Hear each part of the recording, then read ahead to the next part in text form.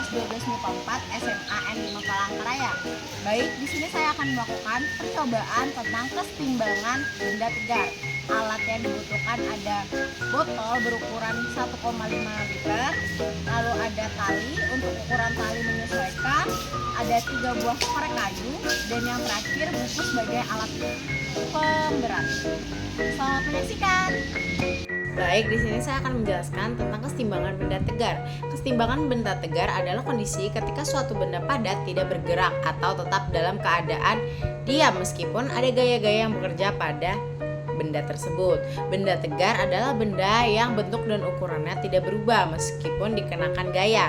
Misal, penggaris, papan kayu, kursi, dan sebagainya. Contohnya ada jembatan gantung yang ditompangkan tali pada kedua ujungnya. Gaya tarik kiri dan kanan harus sama. Yang kedua ada timbangan dua lengan. Saat kedua sisi memiliki beban yang sama, berat, dan pada jarak yang sama dari titik tumpu maka seimbang. Dan yang ketiga yang akan saya praktekkan yaitu botol digantung menggunakan korek kayu seperti yang akan saya tampilkan nanti. Itu adalah keseimbangan karena pusat massa tepat di atas titik tumpu.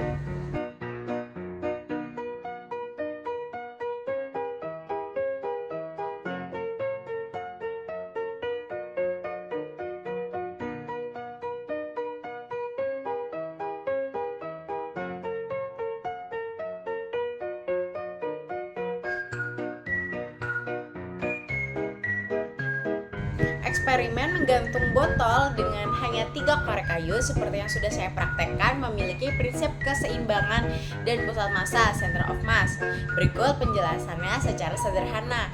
Yang pertama, titik tumpu dan titik berat. Dalam eksperimen ini, 3 korek kayu membentuk semacam rangka penopang yang menyalurkan berat botol ke satu titik tumpu, ujung meja. Selama titik berat pusat massa dari sistem masih berada tepat di atas atau sedikit di bawah titik tumpu, maka sistem akan tetap seimbang dan tidak jatuh. Yang kedua, gaya tarik gravitasi versus gaya tahanan. Botol yang tergantung memberikan gaya ke bawah gravitasi, tapi korek kayu yang disusun membentuk sudut tertentu mampu menahan gaya tersebut dengan bantuan tarikan tali dan gesekan di meja.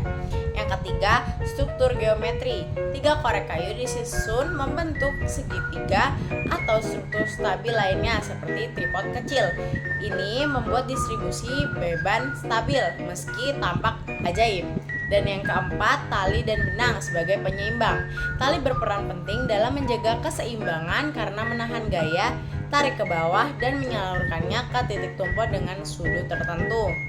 Singkatnya, meskipun tanpa mustahil, eksperimen ini bekerja karena kombinasi penempatan pusat massa, bentuk struktural korek kayu dan gaya yang seimbang. Jika salah satu korek kayu sudutnya berubah, maka keseimbangannya akan rusak dan akan jatuh. Sekian itu saja. Terima kasih.